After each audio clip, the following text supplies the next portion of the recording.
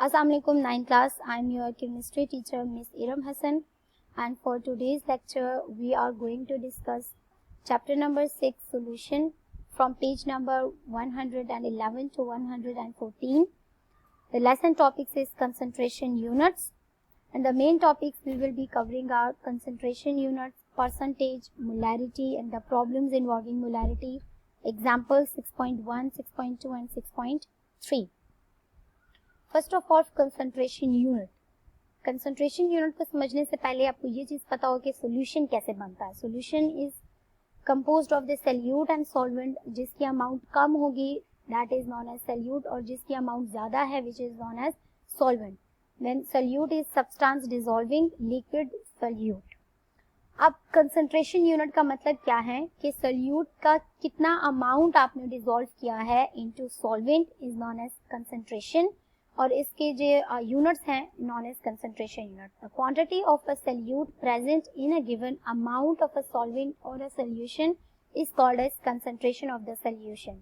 अब इसको concentration of a solution सबसे पहले आप परसेंटेज के फॉर्म में फाइंड आउट कर सकते हैं, जो कि आगे हम आपको बताऊंगी. Percentage and molarity. इससे पहले dilute solution and concentrated solution, इन दोनों में डिफरेंस क्या है. Dilute solution is a solution in which amount of the solute is less than the solvent. Concentrated solution is a solution in which amount of the solute is higher than solvent. Percentage क्या है? Percentage of a solution we mean the mass or a volume of a solute dissolved in 100 gram or 100 cm cube of a solution, and there are four ways to express the percentage: mass by mass, volume by volume and mass by volume, volume by mass. इसका मतलब क्या है mass by mass? इसका मतलब है कि solution solute in mass है और जो सॉल्यूशन का अमाउंट है वो भी mass में ही गिवन है. वॉल्यूम बाय वॉल्यूम दोनों वॉल्यूम में गिवन है. नंबर थर्ड वे ये भी हो सकता है कि सॉल्यूट का जो अमाउंट है it is given in a mass और जो सॉल्यूशन है वॉल्यूम में है. वॉल्यूम बाय mass, सॉल्यूट की कंसंट्रेशन वॉल्यूम में है एंड सॉल्यूशन की कंसंट्रेशन इन मास. तो ये फोर वेज में आप इसको एक्सप्रेस कर सकते हैं. तो परसेंटेज है, परसेंटेज मल्टीप्लाई बाय 100 इन सब में होगा. Next is molarity. Molarity is defined as number of the moles of a solute which is dissolved in 1 dm cube of a solution. और इसका फार्मूला क्या है? Molarity is equal to moles of a solute divided by volume in dm cube. Now moles of a solute अगर किसी भी numerical में आपके पास given नहीं है तो मोल्स ऑफ अ सॉल्यूट का फार्मूला क्या है? Is equal to mass divided by molar mass. तो मोल्स ऑफ अ सॉल्यूट की जगह आप ये वैल्यू लिख सकते हैं ना, क्योंकि ये इसकी इक्वल है. तो मोलैरिटी का फार्मूला क्या बन जाएगा? Molarity is equal to mass divided by molar mass. इसकी जगह हमने mass divided by molar mass लिख दिया, और वॉल्यूम इन डीएम क्यूब इसी तरीके से डिवाइड हो रहा है वॉल्यूम इन डीएम क्यूब. अब इससे रिलेटेड जो क्वेश्चन हैं, प्रॉब्लम्स हैं, वो देखते हैं. फर्स्ट वन है urea NH2CONH2 is a white solid which is used as fertilizers and starting material for synthetic plastic. A solution contains 40 gram urea. Mass कितना है? 40 gram. Dissolved in 500 cm cube of solution. Volume कितना है? 500 cm cube. Calculate the molarity of this solution. तो इसकी आपने molarity find out करनी है. क्या है? सबसे पहले आप डाटा लिखेंगे. गिवन कौन कौन सी चीजें थी? मास ऑफ अ यूरिया कितना था? 40 gram. Next is molar mass of the urea. यहाँ फॉर्मूला दिया हुआ है ना आपको, यहाँ से आप क्या फाइंड आउट कर देंगे? Molar mass. नाइट्रोजन का एटॉमिक मास कितना है? 14. उसके बाद प्लस हाइड्रोजन यहाँ पे 2 लिखे हुए हैं तो 2 मल्टीप्लाई बाय 1. फिर प्लस कार्बन का एटॉमिक मास कितना है? 12. प्लस ऑक्सीजन का एटॉमिक मास कितना है? 16. प्लस नाइट्रोजन का एटॉमिक मास कितना है? 14. प्लस हाइड्रोजन 2 है यहाँ पे तो 2 मल्टीप्लाई बाय 1. इन सब को आप जब एडअप करेंगे तो मोलर मास ऑफ यूरिया कितना आ जाएगा? 60. नेक्स्ट यहाँ पे देखें तो वॉल्यूम गिवन है. वॉल्यूम कितना है? 500 cm क्यूब. तो वॉल्यूम कितना है? 500 cm क्यूब. लेकिन अगर मोलैरिटी का फॉर्मूला देखें तो वहाँ पे वैल्यू हमें dm क्यूब में लेनी है. तो cm क्यूब को आप किस में कन्वर्ट कर देंगे? dm क्यूब में. और cm क्यूब को dm क्यूब में कैसे कन्वर्ट करेंगे? जब आप इसको 1000 से डिवाइड करेंगे. तो 500 डिवाइडेड बाय 1000 और वॉल्यूम कितना आ जाएगा? 0.5 dm क्यूब. फाइंड क्या करना है? मोलैरिटी. फॉर्मूला क्या है मोलैरिटी का? Molarity is equal to moles divided by volume in dm cube. अब अगर इन सब गिवन में देखें तो मोल्स तो कहीं पर भी गिवन नहीं है, लेकिन बाकी चीजें गिवन है। आप मोल्स फाइंड आउट कर सकते हैं। मोल्स का फॉर्मूला क्या है? मास डिवाइडेड बाय मोलर मास। तो सबसे पहले आप मोल्स फाइंड आउट करेंगे। मोल्स मास कितना है? 60। मास कितना है? 40 ग्राम। 40 ग्राम लिख दिया। मोलर मास कितना है?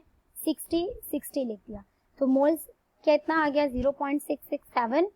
अब आपने फाइंड आउट करना है मोलैरिटी। मोलैरिटी के लिए क्या है? Moles divided by volume in DM cube.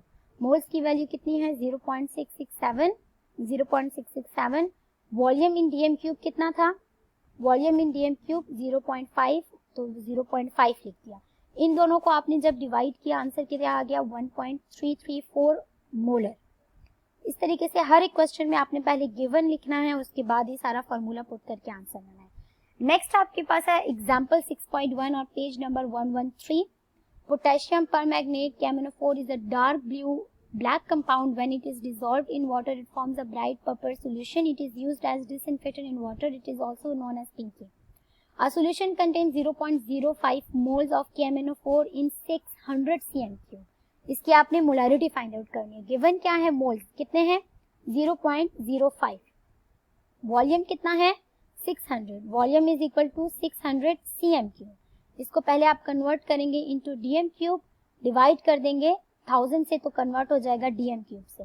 Find out क्या करना है? मोलैरिटी। मोलैरिटी का फॉर्मूला क्या है? Moles divided by volume in DM cube. तो मोल्स की वैल्यू क्या है? 0.05।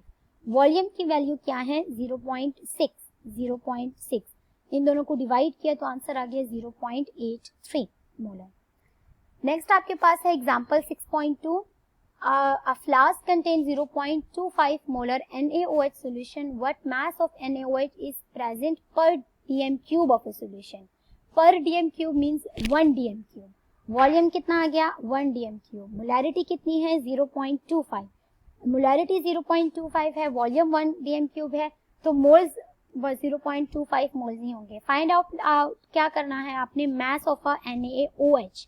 What mass of NaOH? तो फाइंड आउट क्या करना है? NaOH का मास। मोलर मास NaOH का फाइंड आउट करेंगे पहले। नाइट्रोजन फॉर 23 एटॉमिक मास है इसका, ऑक्सीजन का एटॉमिक मास है 16, हाइड्रोजन का एटॉमिक मास है 1। इन सबको प्लस किया, आंसर आ गया 40। तो मोलर मास कितना आ गया? 40।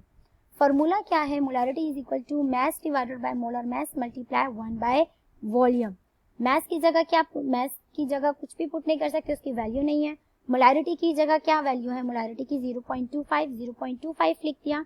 मास की जगह कुछ नहीं लिखा। मोलर मास कितना है? 40 लिख दिया। Multiply by 1 divided by volume. Volume कितना है? 1। अब यहाँ पे 40 एंड 1 यहाँ पर डिवाइड हो रहे हैं, वहां जाके क्या हो जाएंगे? मल्टीप्लाई हो जाएंगे। Multiply by 40 multiply by 1 is equal to 10 gram. तो ये है मास। नेक्स्ट क्वेश्चन है 6.3।